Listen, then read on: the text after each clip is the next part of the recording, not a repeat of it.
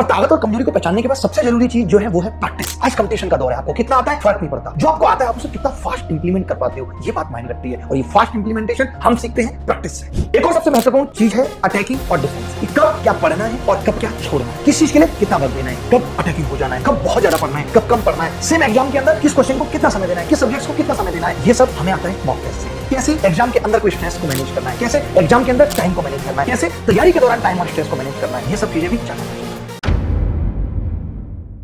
Boxing में हार तब नहीं होती जब हम गिर जाते हैं, बल्कि हार तब होती है जब हम उठने से मना करते हैं। और एक विद्यार्थी जीवन में भी हार तब नहीं है जब आपका सिलेक्शन नहीं हुआ, बल्कि तब है जब आपने अब तैयारी करना छोड़ दिया।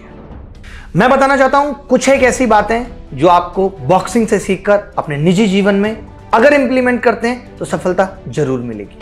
सबसे पहली चीज है कि अपनी ताकत को पहचानना, कि तुम्हारी कौन सी ऐसी चीज है जो तुम्हें बहुत आगे ले जा सकती है, तुम किस सब्जेक्ट्स के एक्सपर्ट हो, उससे कितना फायदा ले सकते हो। या ऐसी चीज कि भाई मैं बैठ के बहुत ज्यादा पढ़ लेता हूं, मैं लेट के बहुत ज्यादा पढ़ लेता हूं, मेरे पढ़ने की ये स्ट्रेटेजी है जो औरों से अलग बनाती है मुझे। ये जानना जरूरी है कि तुम्हारी ताकत क्या है। दूसरी चीज है कि आपको अपनी कमजोरी भी पता करनी है। आप कमजोर किस फील्ड में हो, जो चीज हमें अच्छी लगती है, मैथ्स अच्छा लगता है, हम मैथ्स पढ़ते रहते हैं।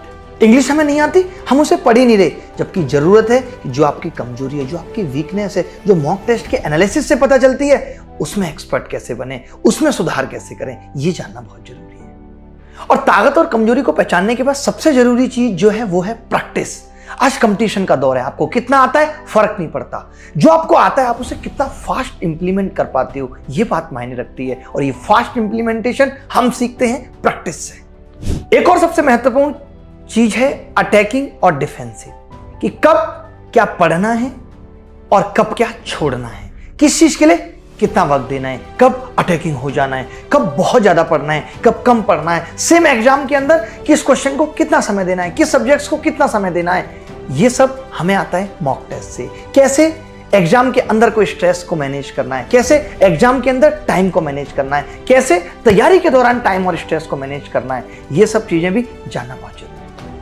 और आखिरी एक बात जो मैं हमेशा कहता हूं कि सफलता कभी अंतिम नहीं होती। हर एक स्टेज पे लाइफ के हमें सफल होना पड़ेगा। 10th में लोग कहते थे 10th कर लो सब कुछ अच्छा हो जाएगा, 10th में सफल हो गए, 12th में सफल हो गए, उसके बाद ग्रेजुएशन हो गई, अब नौकरी की बारी है, नौकरी में बॉस कहेगा कि कुछ अच्छा करना है। हर लाइफ की स्टेज पे सफल होना पड़ेगा। इसी तरीके से असफलता घातक नहीं है, फैटल नहीं है। ऐसा नहीं कि एक बार अब आप असफल हो गए, दो बार आप असफल हो गए तो अब आप कभी जीवन में नहीं उठ पाएंगे, और फिर से खड़ा होना ही सफलता की ओर ले जाता है। तो चलिए शुरू करते हैं।